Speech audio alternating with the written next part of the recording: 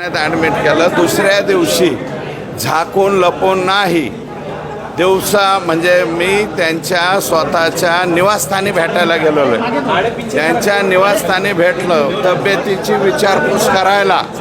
तब्येतीची विचारपूस आणि लढा हे दोन वेगवेगळे प्रकार आहेत. लढ्यामध्ये आम्ही त्यांचे म्हणजे त्यांच्या विरोधातच राहणार. फक्त तब्येतीची विचारपूस करायला गेलो तर त्याच्यात गजब करण्यासारखं काय आहे? बावनकुळे आणि तुमची पण भेट झाली. माझा आणि बावनकुळे साहेबांची आता भेट होईल. नाही, तुम्ही बावनकुळे साहेब आणि माझी आता भेट होईल. बावनकुळे साहेब असं म्हणाले, चुकीचं साहेब असं म्हणाले की माझी धनंजय मुंडे आणि धस यांची 4.5 तास चर्चा झाली. त्यांनाच बोला, मला विचारू नका. मी जे परवा त्यांना भेटायला गेलेलो आहे ते धनंजय मुंडे यांच्या तब्येतीची चौकशी करायला गेलेलो आहे. आणि तब्येतीची चौकशी करणं याच्यात गैर नाही. संतोष देशमुखचा लढा आणि तब्येतीची चौकशी याच्यामध्ये कसल्याही प्रकारचा काही संबंध नाही. कृपया जोडू नये. कोणाची मध्यस्थी नाही, काय नाही. रात्रीच्याला दवाखान्यात नेलं होतं. का दवाखान्यात नेलं? भरणे मामांनी यांनी दवाखान्यात नेलं होतं अशा प्रकारची मला माहिती मिळाली.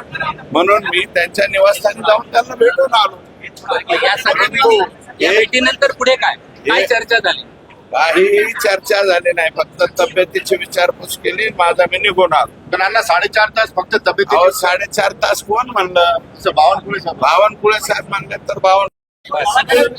माझे आणि त्यांच्या निवासस्थानी भेटलो.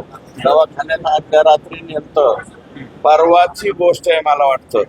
मी भेटलो आणि भेटल्याच्या नंतर पुन्हा एकदा बाहेर आल्यावर मी काय केलंय हे तुम्हीच पाहून घ्या. पुढच्या 1-2 दिवसात आणखी नवीन काही मी सांगणार आहे, त्यावेळेस तुम्हाला कळेल. तुम्ही जे म्हणताय धनंजय मुंडेचा राजीनामा घेणार नाही, धनंजय मुंडेचा राजीनामा मागितला नाही. हे बघा, मी अजून मागितलेला नाही. मी हे पहिल्यापासून म्हणतो. त्यांचा राजीनामा कोण मागतंय?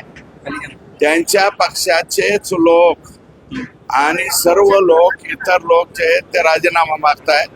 त्यांचा पक्ष, त्यांच्या पक्षाचे वरिष्ठ त्यांच्या बरोबर राहत आहेत आणि त्यांचा राजीनामा घेणं न घेणं हे सर्वस्वी अजितदादा पवार यांच्या हातात आहे. लढा सुरूच राहणार. लढा सुरूच राहणार आहे. लढा हे लोक फाशीवर जाईपर्यंत राहणार आहे. थँक्यू.